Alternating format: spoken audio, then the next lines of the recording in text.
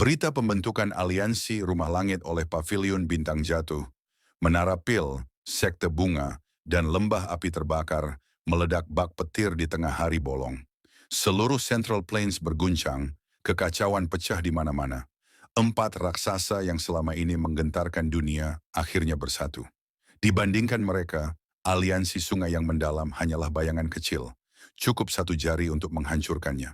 Bayangan Hall of Souls yang selama ini menebar ketakutan, untuk pertama kalinya terasa tidak lagi tak tersentuh. Dunia menyaksikan kelahiran kekuatan super baru. Ramai sekte pun berbondong-bondong menuju pavilion bintang jatuh, berharap menjadi bagian dari aliansi raksasa ini. Namun Yao Lao dan Xiaoyan berdiri tegar. Mereka menolak faksi-faksi oportunis yang hanya ingin ikut bersinar ketika aliansi kuat, lalu lari ketika badai datang. Mereka menyebutnya tak lebih dari kotoran tikus. Keramaian semakin menggila, dan Feng Zunze, tangan kanan Yao Lao, dipanggil kembali untuk menangani semua urusan. Begitu tiba, ia menata kekacauan dengan kecepatan yang membuat Xiaoyan dan Yao Lao hanya bisa saling berpandangan, nyaris malu melihat betapa rapi semuanya tertangani. Dalam seminggu, beberapa faksi besar akhirnya diterima bergabung, meningkatkan nama aliansi Rumah Langit. Lubang cacing antar wilayah pun rampung dibangun, tanda bahwa mereka kini benar-benar bisa saling melindungi. Namun keheningan aneh menyelimuti Hall of Souls. Tidak ada ancaman, tidak ada pergerakan, seolah mereka tak peduli terhadap kekuatan baru yang siap menantang mereka. Untuk menembus kabut misteri itu, aliansi membentuk aula informasi. Dan dalam setengah bulan, dua cabang Hall of Souls berhasil ditemukan. Meski ada korban, itu tetap keberhasilan besar. Xiaoyan ingin turun langsung menghancurkannya, namun ia menahan diri. Mereka belum siap menghadapi perang besar. Di balik Hall of Souls masih ada klan Hun, raksasa yang jauh lebih mengerikan. Waktu pun berlalu. Aliansi mempersiapkan diri dalam diam, membentuk tim elit untuk melindungi para alkemis dari pencurian jiwa. Perlindungan itu membuat banyak pihak akhirnya benar-benar mempercayai aliansi. Sampai suatu sore yang sunyi, di sebuah halaman sempit pavilion bintang jatuh, Xiaoyan duduk bersama Yao Lao, Shailin, Dr. Peri kecil, dan beberapa lainnya. Kesempatan berkumpul seperti itu terasa sangat langka, setenang permukaan danau sebelum badai. Hall of Souls masih belum bereaksi. Jika dugaanku benar, mereka sedang menunggu kemunculan api lotus pemurnian iblis dalam 9 bulan, kata Yao Lao sambil menyesap tehnya. Bagaimana mungkin mereka mengetahui apapun tentang Purifying Demonic Lotus Flame? Xiaoyan mengernyit, tak percaya. Bertahun-tahun ia mengumpulkan petunjuk. Bagaimana mungkin klan Hun mengetahuinya begitu saja? Yao Lao tersenyum tipis. Pengetahuan klan Hun jauh lebih dalam dari yang kau kira. Api itu bukan pertama kali muncul. Mereka sudah ada sejak zaman purba, mungkin mereka memiliki catatannya. Xiaoyan terdiam, jari-jarinya mengetuk lembut kening, seolah mencoba mengusir kecemasan. Yao Lao menatapnya dan berkata serius, kau harus mempersiapkan diri. Hall of Souls akan mengirim ahli yang sangat kuat. Kita harus meningkatkan kekuatan kita sebanyak mungkin. Xiaoyan menghela napas berat. Tidak mudah memperkuat Daosheng. Dalam 9 bulan, paling tinggi aku mencapai puncak Daosheng bintang 1. Namun Yao Lao hanya tertawa kecil. Aku bukan bicara tentang kau. Aku bicara soal Cailin. Dia Python swallowing 7-colored heaven. Jika diberi cukup energi, dia dapat menembus Bansheng. Jika itu terjadi, kekuatannya akan menjadi penopang besar. Ia kemudian melanjutkan, pacar kecilmu di klan Gu juga sedang dalam retreat. Jika dia keluar sebagai Daosheng, itu juga keuntungan besar bagi kita.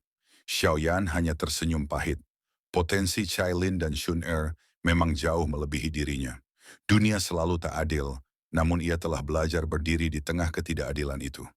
Energi yang diperlukan Cailin terlalu besar. Di mana kita bisa mendapatkannya? Ia bergumam. Yao Lao memejam sejenak, lalu membuka mata perlahan. Ada satu tempat yang bisa menstabilkan tubuh fisiknya. Tempat itu juga dapat memaksimalkan batu esensi 9 warna miliknya. Jika sangat beruntung, dia bahkan bisa berevolusi menjadi 9-colored heaven swallowing python. Xiaoyan dan Shailin menatapnya tajam, serempak bertanya, di mana? Yao Lao tersenyum tipis, penuh misteri. Di 9 mata air tenang milik suku Python 9 tenang. Ia menatap Xiaoyan dalam-dalam, suaranya berat seperti dentang lonceng perang. Jika kau benar-benar ingin merebut Purifying Demonic Lotus Flame, itu adalah tempat yang harus kau datangi. Kenapa? Xiaoyan tertegun mendengar perkataan Yao Lao. Jangan bilang kamu pikir menaklukkan api teratai setan yang memurnikan itu gampang hanya karena kamu sudah dousheng. Yao Lao menatapnya aneh sambil terkekeh. Kamu bahkan nggak bisa mengatasinya, bibir Xiaoyan berkedut. Menelan api surgawi peringkat bawah memang tak lagi memberi peningkatan besar, tapi masih belum cukup. Bukankah itu berlebihan? 3 api surgawi teratas cuma ada satu tiap jenisnya. Mana mungkin benda dewa yang ditakuti seluruh dunia bisa ditaklukkan seenaknya? Yao Lao menghela napas. Aku baca teks kuno. Api teratai setan yang memurnikan muncul tiap 1000 tahun. Tapi tidak satu pun yang berhasil menjinakkannya. Wajah Xiaoyan mengeras. Para ahli puncak gagal berkali-kali. Bahkan dirinya yang baru, Dousheng 1 bintang jauh dari cukup. Kamu harus benar-benar mempersiapkan diri. Suara Yao Lao menjadi dalam. Untuk berkembang lebih jauh, kamu harus membidik 3 api surgawi teratas. Apakah di Nine Serene Spring ada salah satunya? Tanya Xiaoyan. Ada. Yao Lao mengangguk dan mengeluarkan gulungan merah tua yang memancarkan hawa dingin tajam. Formula pil musim semi kuning 9 yen. Saat menundukkan api teratai, masukkan pil ini ke dalam tubuh apinya. Kekuatan yin ekstrim itu akan melemahkannya. Tapi kamu perlu kristal darah musim semi sebagai bahan utama. Itu hanya terbentuk di dasar Nine Serene Spring. Dalam 9 bulan, kamu harus mendapatkannya. Xiaoyan menggenggam gulungan itu. Jika gagal, ia harus menunggu 1000 tahun lagi. Mustahil. Sudah lama aku nggak mempersiapkan pil khusus menelan api surgawi. Gumamnya. Tidak ada pilihan lain, ujar Yao Lao. Saint Lotus Iblis Pemurni, Dousheng 9 bintang, mati karena serangan balik api itu. Oh, hati Xiaoyan bergetar. Jika ahli puncak seperti itu gugur, apa jadinya dirinya? Nine Serene Spring dijaga Python, Nine Serene Deep Ground, bukan? Tanyanya. Benar, itu wilayah suci mereka. Airnya sangat dingin dan gelap. Tapi kamu punya 4 api surgawi, harusnya bisa mencapai dasar untuk mendapatkan kristal.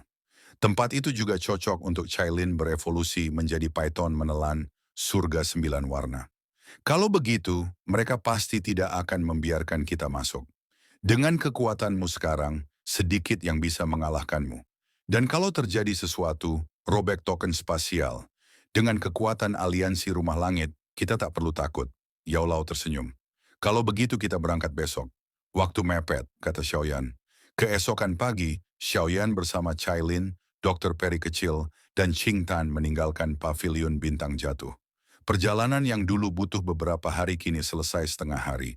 Sesampainya di puncak gunung yang menghadap Nine Serene Ground Abyss, Xiaoyan melihat pertahanan ketat di bawah.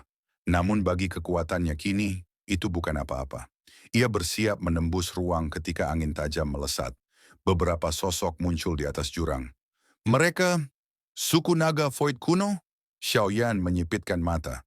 Garis keturunan naga Phoenix di tubuhnya langsung merasakan darah mereka. Apakah Ziyan yang mengirim? Tapi dia masih mengurus 3 Raja Naga. Kenapa mereka di wilayah Python? Ia mengerutkan kening, lalu melepaskan fluktuasi lembut. Tak lama, suara terputus-putus terbawa angin. Dragon King memerintahkan Raja Naga. Ekspresi Xiaoyan berubah ketika istilah itu disebut. Ia tahu bahwa suku naga Void kuno terbagi menjadi 4 faksi. Pulau Naga Timur milik Ziyan, serta 3 pulau lainnya yang masing-masing dikuasai oleh seorang Raja Naga. Gelar ini hanya diberikan kepada para pemimpin 3 pulau besar karena kekuatan mereka yang luar biasa. Mereka bukan orang Ziyan, mereka berasal dari 3 pulau naga lainnya. Xiaoyan mengerutkan kening. Sejak meninggalkan Pulau Naga Timur, ia tidak lagi mendapat kabar apapun dari suku itu. Pulau tersebut berada di dalam ruang kosong, sehingga perang internal mereka mustahil terdengar sampai ke Central Plains. Aku penasaran Raja Naga, mana yang mengirim mereka ke wilayah Python 9 Serene Deep Ground. Sepertinya ada sesuatu yang mereka rencanakan. Mata Xiaoyan berkilat. Ziyan seharusnya telah keluar dari retreatnya. Begitu kembali, ia pasti akan menghadapi perang saudara itu. Dan untuk menyatukan suku naga kuno, Ia harus menaklukkan 3 raja naga besar, yang jelas semuanya Daoshang. Aku harus menyempatkan diri memasuki ruang kosong dan melihat kondisinya. Xiaoyan bergumam. Jika suku naga Void kuno bisa disatukan kembali, kekuatan mereka akan meningkat tajam dan dapat bergabung dengan aliansi. Bahkan klan Hun pun harus berpikir 2 kali untuk menyinggung mereka. Xiaoyan memerhatikan beberapa sosok naga itu dari kejauhan. Usai berbicara dengan para pemimpin jurang, mereka memasuki wilayah tersebut. Suku naga Void kuno biasanya meremehkan suku binatang ajaib lain. Mengapa mereka datang ke sini? Gumamnya. Ia melambaikan tangan, menyelimuti kelompok Cailin dengan kekuatan spasial, lalu menghilang. Para anggota suku naga Void kuno itu melaju cepat melewati kegelapan bawah tanah. Tubuh mereka kokoh dan bergerak seperti bintang jatuh. Komandan Shin, apakah kita akan mendapat jawaban dari suku Python Nine Srin kali ini? Jika mereka mau membantu, kita bisa menaklukkan Pulau Naga Timur. Tanya salah satu dari mereka. Komandan Shin menjawab mantap. Mereka pasti akan setuju. Pulau Naga Utara memiliki darah esensi ular surga kuno. Suku Python akan tergila-gila mencarinya. Ditambah manfaat yang kita tawarkan, mereka pasti akan menerima. Tapi, Pulau Naga Timur memiliki kaisar naga baru. Seseorang ragu. Tidak ada gunanya membahas itu. Raja Naga sudah memberikan perintah. Sesaat kemudian, Komandan Shin melihat beberapa sosok di depan. Ia segera memperingatkan kelompoknya, namun Xiaoyan sudah lebih dulu turun dan menghentikan mereka. Diam di tempat. Ada yang ingin kutanyakan. Xiaoyan mengepalkan tangan dan ruang di sekitar mereka langsung membeku. Para naga itu tak bisa bergerak sama sekali. Kami dari suku naga Void kuno, teriak Komandan Shin, terkejut melihat betapa mudahnya Xiaoyan menahan mereka. Pulau Naga Utara, Selatan, atau Barat? Tanya Xiaoyan datar. Komandan Shin terperanjat. Hanya klan internal yang tahu rahasia itu. Aku tidak tahu apa maksudmu. Tanpa ekspresi, Xiaoyan menekan jarinya. Lubang darah muncul di tubuh Komandan Shin. Satu tusukan, lalu tusukan lain. Tubuh naga itu seperti tahu rapuh di tangannya. Dengan laju darahmu keluar, kau akan mati dalam 5 menit. Kau tahu apa jadinya naga kuno yang kehilangan darahnya. Komandan Shin akhirnya menyerah. Kami, dari Pulau Naga Utara. Bagaimana situasi suku naga? 3 pulau naga menyerang Pulau Naga Timur. Tapi Kaisar Naga baru muncul, dan setelah para sesepuh kembali dari retret, kekuatan mereka meningkat pesat. Xiaoyan menghela napas. Jadi akhirnya benar-benar terjadi. Apa tujuan kalian ke suku Python Nine Serene Deep Ground? Tanyanya lagi. Untuk membentuk aliansi dan menyerang Pulau Naga Timur bersama. Xiaoyan mengeras. Kalian bahkan meminta bantuan luar untuk urusan internal?